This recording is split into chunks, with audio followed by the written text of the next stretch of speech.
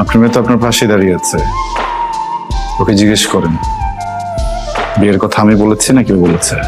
আবির, বাবার সাথে এভাবে কথা বলো না। কিভাবে কথা বলবেন? হ্যাঁ, তুমি বলো। আমি তো চাচ্ছি না কথা বলতে, অ্যাটলিস্ট তুমি বলো।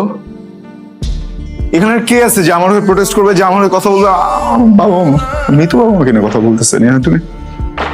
তারপরও বাবারটাই দেখতেছো, হাজবেন্ড তোমার, বিশ্বাস করে বিয়ে করছি। এতক্ষণ তোমার সাথে আমি ভালো করে কথা বলতেছিলাম, এবার একেবারে ইন্টেনশনালি বলতেছি তুমি একটা জানোয়ার সন্তান। আবির, তুমি কলা করলে কেন? আমাকে দাও। তুমি চুপ করে থাকতা, আমি বাবাকে 10টা কথা শোনাতাম। তুমি এবার কলার টেনে ধরলে। বাবা,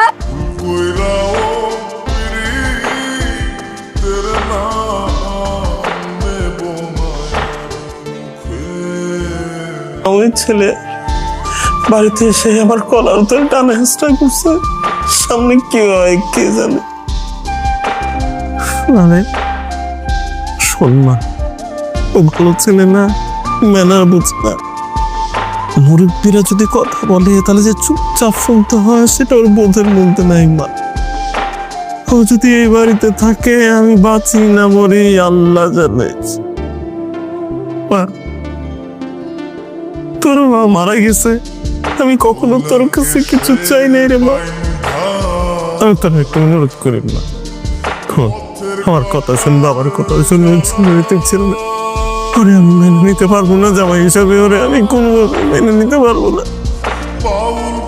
না শোন, বাবার কথা শোন, ভুল যা করার করছো না, নিজের সংশোধন কর, তোর জীবন থেকে তোর একেবারে আজীবনের মতো ত্যাগ করে দেবা। বাবা ও যা করছে, এরপরে আমি সাথে আর সংসার করবো।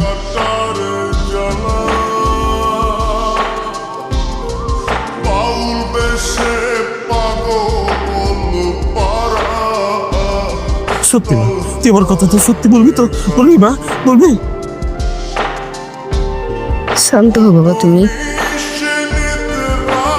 আমি ওকে বলে দিচ্ছি আমার জীবন থেকে সারা জীবনের জন্য চলে যেতে। ওর সাথে আমার আর কোনো সম্পর্ক নেই। মা, আমার কথাতে তুই ওটা ছেড়ে দিবি, ছেড়ে দিবি, বল বল। আমি ওকে এখনই বলতেছি চলে যেতে।